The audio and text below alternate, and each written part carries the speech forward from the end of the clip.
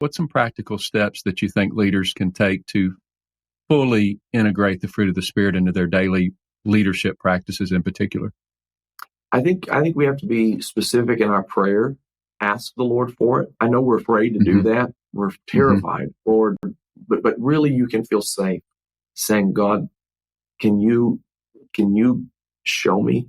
Because I don't know how. When I try to do the love thing or the gentle thing, it does turn out to be passive aggressive or maybe permissive, and it's not like Spirit led.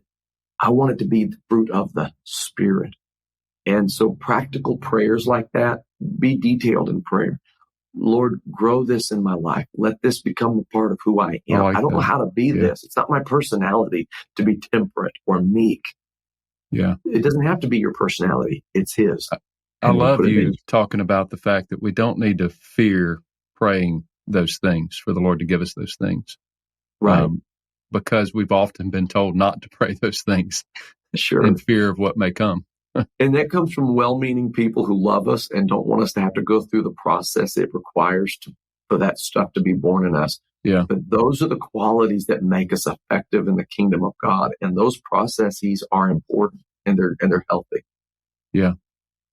Anything else on practical steps before we move forward?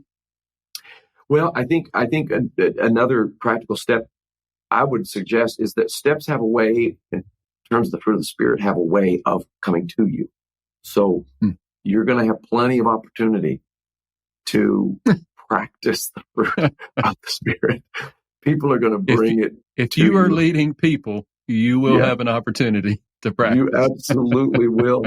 And so they're going to bring to you. I've had people say to me before that this is something that, again, my wife, I had someone who, they brought something to me and they weren't fair about it. And I felt that they were unfair about it. And I didn't appreciate that. They were criticizing me and it hurt. And I was kind of shocked by it. I felt like they were not accurate and that it was unfair. And when I came away from the encounter, it was kind of processing. And I was with my wife shortly thereafter. And I said, she said, what is on your mind? I said, well, you won't believe what so-and-so said.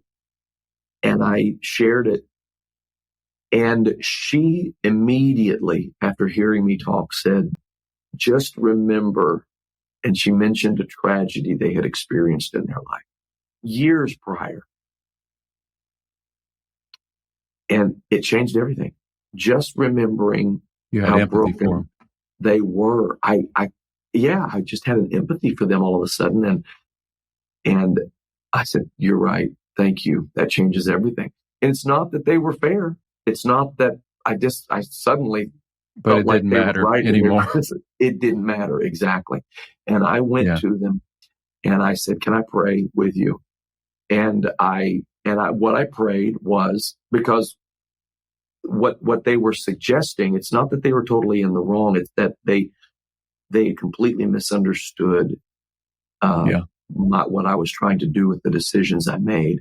And I said, can I pray with you? And my prayer was, Lord, forgive me for my oversight of this situation and forgive me for not taking into consideration the needs of my brother. And it was just a prayer that I felt led to pray, which was, forgive me for what I did to contribute to these feelings. And Lord, can you restore this?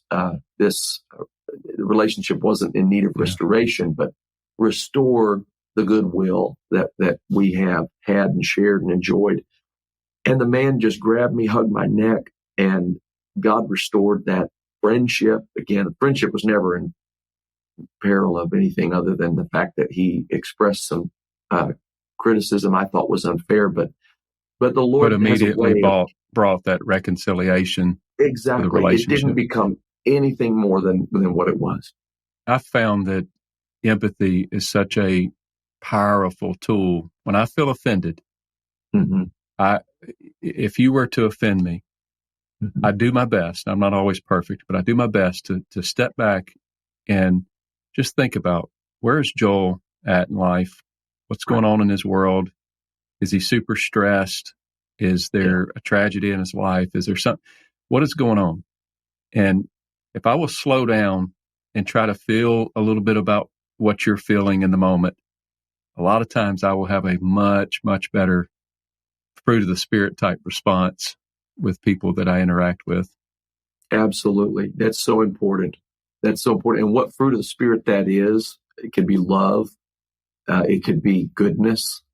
Yeah. It could be gentleness. It could be long suffering, because that's what long suffering generates in us. It generates compassion.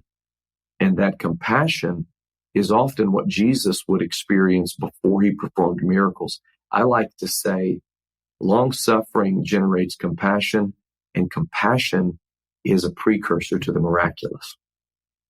Yeah.